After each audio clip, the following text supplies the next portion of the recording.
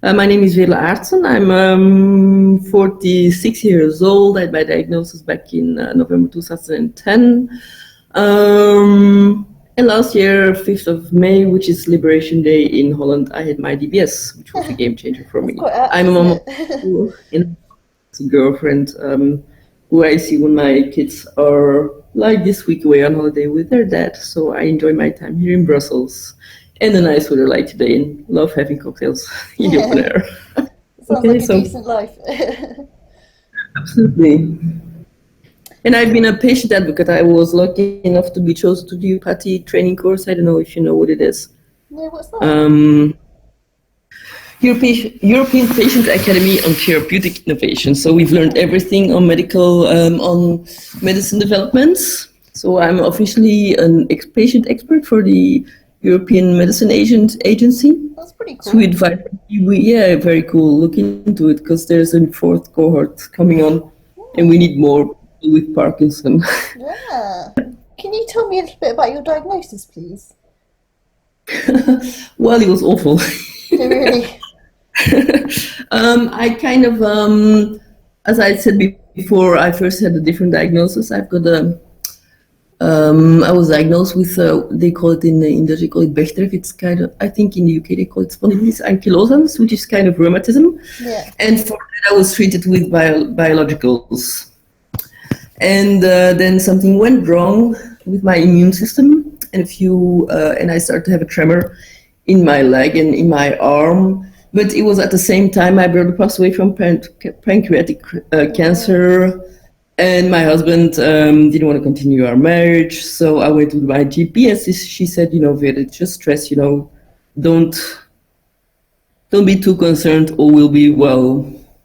But I kind of, when I've got the twitch in my little finger, I didn't feel it was the stress, although stress makes it worse. But I thought, it might be very stressful or uneasy, but I don't think that's the right thing. So I went back to the neurosurgeon who did my operation in my back. And when I was in his room, I had a tremor both in my leg and my right arm. And he said, you don't belong in my office anymore. So he immediately referred me to the neurologist, which was next door to him. So I went there, and he immediately referred me for that scan. So a week afterwards, I walked into his office, and he had the results. And I still remember very clearly, I came into his little bureau, and he turned the vision of that scan to me, and I said, no, it's even worse because it's both sides. Then he prescribed me the Rekip, the dopamine agonist, and he said, no, start taking this. If you've got any problem, just let me know. And on your way out, please go and see the secretary and make a new appointment. So I'll see you back in 6 months. And I was... What? Turns it all at you. And funnily enough, I immediately started, Googling and getting... I mean, in the beginning, I still thought, it's something that will happen to me in a few years' time, not real. I mean, it didn't sink in at all. And then I Googled a bit, and I didn't find any young onset, no organizations at the time. Yeah. Luckily, there was this Flemish organization, and they were having a young onset Parkinson's division set up. So I got involved in that, and for them, I also did intake only 2 or 3 years later. And I had an intake with a woman the same age, same doctor, still the same story. She was in hospital. She was first. She thought that she had a brain tumor, so she had doctors around her bed. And from the minute it became clear it wasn't cancer, they kind of all disappeared, and she left. The 5 minutes after she had the diagnosis of Parkinson. No psychological consult, no. So yeah. It's terrifying and how easily they just better, It's terrifying how easily they just throw the words at you and just leave you to get on with it. And the internet becomes a place of kind of answers, and it's not the place of answers a lot of the time. It actually just fills you with more concern. It's incredible, he could have said, you had a flu bug, and the way he said it, and the way I was in and out for 5 minutes, it was. Yeah, and it was only months later that it kind of really hit me, that it was, it's not nothing, there's more serious things, obviously, but, for young onset people like us, we're working age, we have a mortgage to pay off, I got kids go to college, that it has such a huge impact in life. Yeah, I really, and it still makes me angry to hear that nowadays those things are still dealt with it like that. It's not because we die from it we won't die from it immediately that it doesn't have a huge impact in the way, our lives are impacted. Well, that's so true, I think. I think actually so much support is given to those that are given a terminal illness diagnosis, and actually we're sort of in this weird middle ground, which is considered to be, by some, a living death. People refer to it often as a living death, and I don't think of it that, morbidly, but I think No, it's hard. It's very hard, and it can be for some people just a situation where they just cannot, they don't know how to deal with it. no, true. No, I had the same thing when I was in hospital for my DBS, because obviously, it was in a university hospital, and there was one ward with all people with neurological illnesses, and the other ward was patients who were operated for tumors in their brain. And there, the cancer community was, every night there was, how to deal with the impact of cancer on work, how to deal with the impact of cancer on your family, on your sex life, on your relationships. And I thought, it's not because it's not cancer, it's my tumor. Or I also had a brain, a brain operation. So, and the disease also impacts me. Obviously, in a different way that it impacts, your grandpa who's 75 is happy to go get his medication for 10 more years. And it's sad also for those people, but don't underestimate. And obviously, I'm not jealous of people who got cancer. I lost my brother to it, I lost my dad to it. We also deserve a better treatment than we are getting at the moment, which gives me fire to go to the advocacy. But I had my DBS done last year, so I'm really happy I did. I think it, although my tremor is sometimes it's still there, but it's huge improvement. No, so quality of life for me, that's the most important thing. And I thought, that's how my next couple of years is going to be. That's a no-go for me.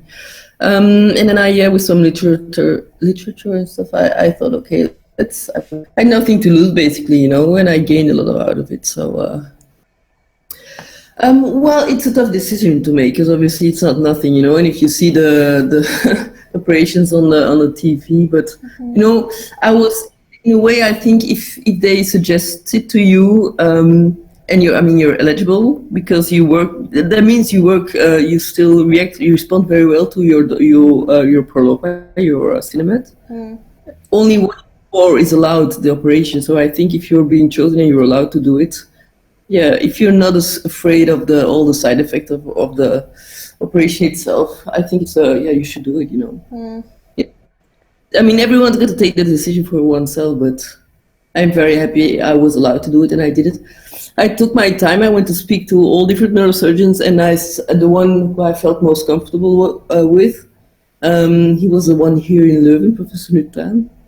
He's also one of the guys who learned from Professor Benhabib, who was the guy in France doing it for the first time. So he's, when I went to speak to him, I had really prepared my questions very well. And he took out 1 hour just to answer all my questions while there was all people waiting for him. So they were That's so good. But I felt so confident. I said, I thought with myself, And the most important thing he said was, until the night before, you can still withdraw if you don't feel comfortable. Oh, that's good as well. And the thing, I've been oversensitive, and I hate the drill when I go to the dentist. No, same. And the thought of just, being there and having the sound of a drill going. It's just, that's the bit that freaks me out a little bit. Yeah, but I told him that, and he said, we won't shoot through. There's a safety issue on the drill. I said, well, even that doesn't console me, and then they anesthetized me for that moment. So he took all my scares, which in my opinion might look silly. He took them seriously, and he was that's all you can ask, isn't it, really, from a good consultant and a good surgeon, I think, is to kind of understand that you're a human and you have worries and fears, and that it's not just an operation for him, it's a person, and that's important. Yeah, true. No, and I was in such good hands. I was totally not afraid. You choose your own music, and then he came in before. He gave me all my silly questions. My friend out a few weeks before, like, I don't want to do it. What music did you have? I'm intrigued. Classical music. Did you? I think that's what I'd have. It's very relaxing. Yeah, it's the music which really And is. also, you want to relax the surgeon as well, don't you? You don't want to put any like heavy metal on so that they're drilling harder or anything. Well, I went to visit a friend of mine who had her DBS last week, and she had Bryan Adams all on the whole time. I thought, poor people. They'd be like drilling their own heads. Get me out of here! Too much. I've heard it too much. Yeah. Oh wow. Yeah, so but That's quite. no, That's but it quite was a different. wonderful. But on the other hand, I mean, it's not nothing in operation like that, and No. I mean afterwards, no. But they only said it afterwards, you need really 8 months to kind of get the balance right between medication, between the Yeah. right amount of electricity to go through and stuff. So you gain weight, which was a nightmare for me, but well. Aw. That's better to be a bit more bit more heavy than not heavy enough. So that's, I mean, at least now my struggles are just everyone's struggles in life, no? Yeah, that's true. I suppose. Yeah. Yeah. And now I'm kind of, I mean, I'm getting phone calls of other people who are thinking about having operations, so I give them my opinion. I don't try to persuade them, or I mean, I'm not being paid by anyone to give my advice. So, but I take the time and to tell my side of the story and all the pros and cons, because I mean it's not a miracle, because a lot of young people now have all their hopes onto stem cell therapy, but also there, I mean, it will help a few people, not all of them. I think the thing is, So people tend to think when they hear the word cure as well that it would be a cure would be something that would take you back to how you were before, and that's not the case. A cure is not that. A cure is nowhere near that, and it's. I think a lot of people have their hopes pinned on something that actually doesn't exist, which is a real upsetting kind of thing. no, look, and after 200 years of research, I mean, there's not going to be a cure, because We're all you can't find a different. cure as long as you don't have a cause and no one is interested in everyone's individual stories. Yeah. Everyone has medical precedent, or how do you call it, medical history. So as long as there's no cure, you have to look for the way which is quality of life, or the best possible care, and Yes, exactly. I mean, self-management in that is very important, and making decisions which make you feel good, like nutrition. I think that's also, I mean, if I eat too much bread or crisp and stuff, although I like it a lot, Yeah, that doesn't same. make me feel. So also that is part of care, I think, that's.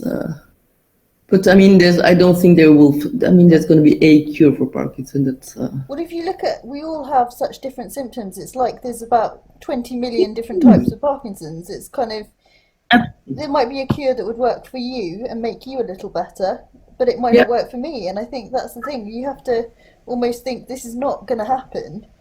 No. If something might happen, there might be kind of things in our lifetime that make it balance out and steady it or halt it.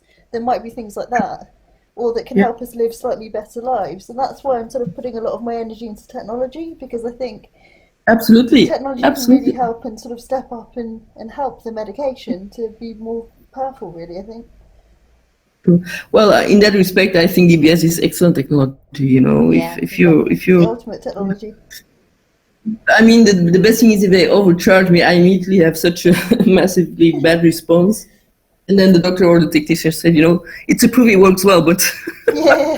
I mean, to hospital, like you have spasms, it's it's a nightmare, I can tell you. But Yeah, yeah, someone else told it's me a that they when they're kind of tuning it, it's quite funny when it goes too strong and it's like your body just goes no, can't handle no, it. I felt like I had Tourette, but then again, that's the other side. They use it for people who have got Tourette. So Did I they? was like, yeah, you have your neck like that, but I was having spasms in my neck for the first time, and I was really, it was so weird. Oh, But then weird. you see all those things. But for them, it's also a lesson, to hear those things, because one of the effects it also has on me is on my sight, and he doesn't kind of get that right. But if I have a current on the left and on the right, and if it's not in balance, if the current is not equal, messes up my view. Wow. adapt my glasses every time they adapt my currency. Current? Do you say current? Yeah, I would need different prescriptions every time I went to the hospital. That makes you feel quite unbalanced and a little bit sort of can make you feel a bit sick as well at times, can't it? When you're kind of your eyesight's a bit. Yeah, because the first few times I didn't take that into account, so I went home immediately afterwards, and now I know I have to stay in hospital for a few hours just to have the balance right, because sometimes some things have an immediate impact, and some other things they just come apparent after a few hours. So yeah, I've learned my lesson now. What piece of advice, or sort of multiple pieces of advice, would you give to someone that had just been diagnosed if they asked you for your tips? Take your time, just take your time to digest. Don't feel sorry, go out there, don't look yourself up. That's what I did for 2 years. Don't be embarrassed, and just try to get to know your disease. And try to get out there and speak to as much people as you can. Everyone is different, but everyone has this valuable piece of advice to give you. So, yeah, for what it's worth, that's all I can actually say, And, in Dutch, they say een nee heb je, een ja kan je krijgen, which means like, you have a no, you can only go for it. The only gain is you might be able to get a yes to your question, You're not going to get that by just staying at home and just doing your stuff at home and by... I totally agree with that sentiment. So... Totally agree with that. Could not agree more strongly with that. So I'm definitely a bit of a cheeky one as well. I have a habit of sending emails to people asking for things that I know that if you don't ask, you don't get, Oh, that LinkedIn is perfect. I send friends requests to CEOs and CFOs of all the large pharma companies. And once you start building out this network, it goes, they look into your network, they say, oh, yeah, she's connected to this and this and that. All it takes is one person to accept you, and it's like, oh, she knows Bob. She must be someone good. Also, but by meeting those people and by getting to know them, by sitting together, that you get things done, and you might be able to somehow get a change in things. That's the only thing we can hope and we can do, I feel. That's true. And that way we still feel useful. I feel useful. Yeah, I think that's my biggest thing, is feeling like I'm doing something. It's feeling like I'm actually making a difference, and if I feel like I'm doing that, then it's not so bad. Not true. And that's obviously in a large scale. I'm happy at home being able to do my stuff for my kids, but that's not giving me satisfaction in life anymore. My oldest son is 21. He knows his way. He knows what he has to do in life for himself. He doesn't need me around him constantly. I'm really glad that I spoke to you. I just want to ask one more question, Emma, because you always ask people the questions. If you were to sit opposite next to PD, what would you tell? Yeah, do you want to answer that one? Let me ask you that one. Okay, I would say thank you, because of it, I think in the beginning I thought I lost a lot of friends, or people who I thought were my friends, but I met so many amazing people because of it, and I hope to go to Kyoto next year and meet up with everyone face to face. So no, thank you, and thank you. Thank you. Lots of thank yous.